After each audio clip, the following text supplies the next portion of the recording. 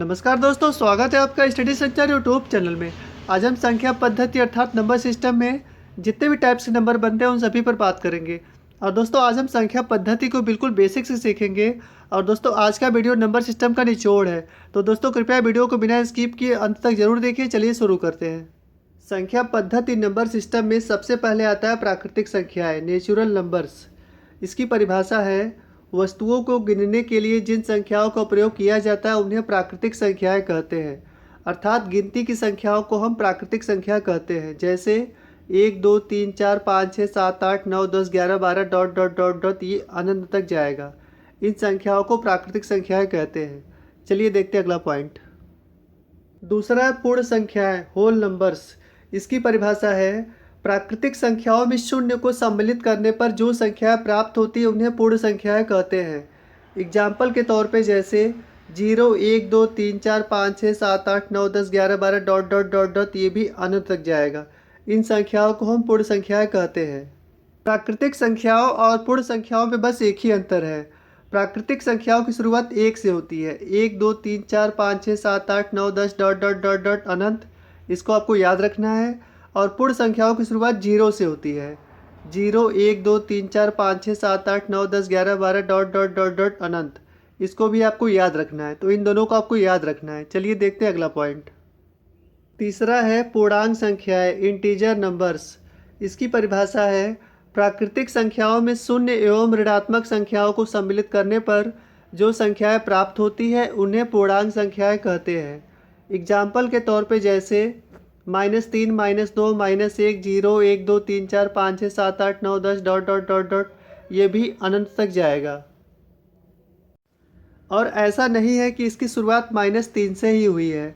-3 के पहले भी बहुत सारी संख्याएं हैं जिसका कोई अंत नहीं है।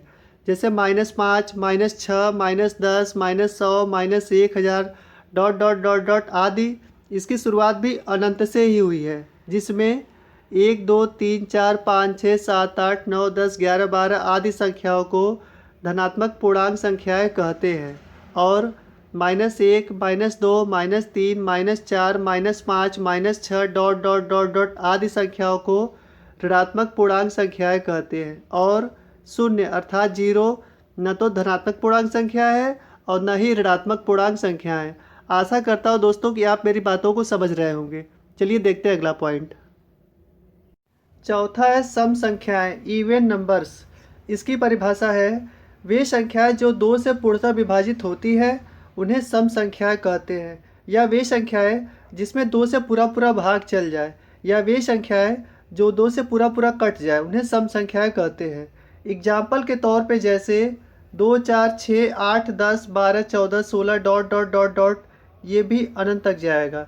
इन संख्याओं को सम संख्याएं कहते हैं। चलिए देखते हैं अगला पॉइंट। पांचवा है विषम संख्याएं, ऑड नंबर्स। इसकी परिभाषा है वे संख्याएं जो 2 से पूर्णतः विभाजित नहीं होती है उन्हें विषम संख्याएं कहते हैं। या वे संख्याएं जिनमें 2 से पूरा पूरा भाग नहीं जाता है, या वे संख्याएं जो 2 से पूरा पूरा न कटे उन्हें विषम संख्याएं कहते हैं।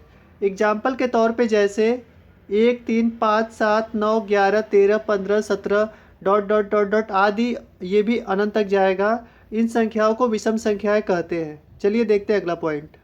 छठवां है भाज्य संख्याएं, कंपोजिट नंबर्स। इसकी परिभाषा है वे संख्याएं जो स्वयं और एक के अतिरिक्त अन्य किसी भी संख्या से पूर्णतः विभाजित हो जाती है उन्हें भाज्य संख्याएं कहते हैं। एग्जाम्पल के तौर पे जैसे 4 6 8 9 10 12 आदि डॉट डॉट डॉट डॉट ये भी अनंत तक जाएगा। इन संख्याओं को हम भाज्य संख्याएं कहते हैं। एग्जाम्पल के तौर पे 6 और 1 के अतिरिक्त 2 और 3 सभी चारों संख्याओं से पूर्णतः विभाजित हो जाएगा। ऐसे ही 12 और 1 के अतिरिक्त 2 3 4 और 6 सभी 6 संख्याओं से पूर्णतः विभाजित हो जाएगा। इसीलिए इन संख्याओं को भाज्य संख्याएं कहते हैं। चलिए देखते हैं अगला पॉइंट।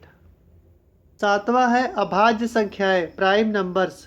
इसकी परिभाषा है वे संख्याएं जो स्वयं और एक के अतिरिक्त अन्य किसी भी संख्या से विभाजित नहीं होती है उन्हें अभाज्य संख्याएं या ऋण संख्याएं कहते हैं।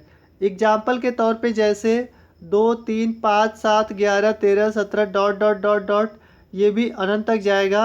इन्हें अभाज्य संख्याएं कहते हैं। कभी कभी परीक्षाओं में पूछ लिया जाता है कि ऋण संख्याएं किसे कहते हैं, तो अभाज्य संख्याओं को ऋण संख्याएं कहते हैं। इसको आपको याद रखना है। एग्जाम्पल के तौर पे जैसे 3, 3 और 1 के अतिरिक्त अन्य किसी भी संख्या से विभाजित नहीं होगा। 13, 13 और 1 के अतिरिक्त अन्य किसी भी संख्या से विभाजित नहीं होगा। इसीलिए इन संख्याओं को अभाज्य संख्याएं कहते हैं। आइए दोस्तों, अभाज्य संख्याओं में हम कुछ महत्वपूर्ण तथ्यों को जान लेते हैं जो कि आपके परीक्षाओं में अक्सर पूछ लिया जाता है। इसमें पहला पॉइंट है, एक न तो अभाज्य संख्या है और न ही भाज्य संख्या है। दूसरा पॉइंट है, 1 से लेकर 50 के बीच कुल 15 अभाज्य संख्याएं होती है। तीसरा पॉइंट है, 51 से लेकर 100 के बीच कुल 10 अभाज्य संख्याएं होती है। चौथा पॉइंट है, 1 से लेकर 100 के बीच कुल 25 अभाज्य संख्याएं होती है। पांचवा पॉइंट है, 2 एकमात्र ऐसी संख्या है जो सम संख्या होने के साथ साथ एक अभाज्य संख्या भी है। इसके बाद की सभी अभाज्य संख्याएं विषम संख्याएं होती है। छठा पॉइंट है, 2 सबसे छोटी अभाज्य संख्या है। चलिए देखते हैं अगला पॉइंट। आठवां है परिमेय संख्याएं, रेशनल नंबर्स। इसकी परिभाषा है, वे संख्याएं जिन्हें p/q के रूप में लिखा जा सकता है परिमेय संख्याएं कहलाती है, जहां p तथा q दोनों पूर्णांक हो एवं q कभी भी 0 के बराबर न हो। एग्जाम्पल के तौर पे जैसे 1/2, 6, 25, 1.77, 0 आदि, इन सभी को p/q के रूप में लिखा जा सकता है।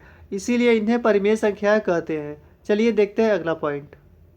नवा है अपरिमेय संख्याएं, इरेशनल नंबर्स।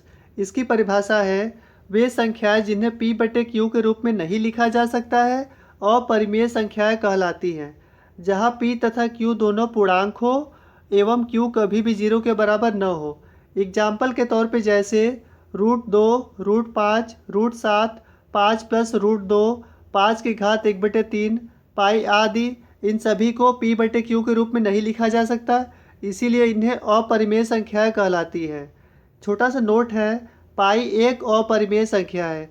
कभी कभी परीक्षाओं में पूछ लिया जाता है कि पाई परिमेय संख्या है कि अपरिमेय संख्या है, तो इसको आपको याद रखना है कि पाई एक अपरिमेय संख्या है। चलिए देखते हैं अगला पॉइंट। 10वां है वास्तविक संख्याएं, रियल नंबर्स। इसकी परिभाषा है, सभी परिमेय तथा अपरिमेय संख्याएं वास्तविक संख्याएं कहलाती हैं। एग्जाम्पल के तौर पे जैसे 2, 3.2, √5, 3/4, +5, -9, 5 की घात 1/3, पाई आदि, ये सभी या तो परिमेय संख्या है या तो अपरिमेय संख्या है। इसीलिए ये सभी वास्तविक संख्याएं कहलाती है। चलिए देखते हैं अगला पॉइंट।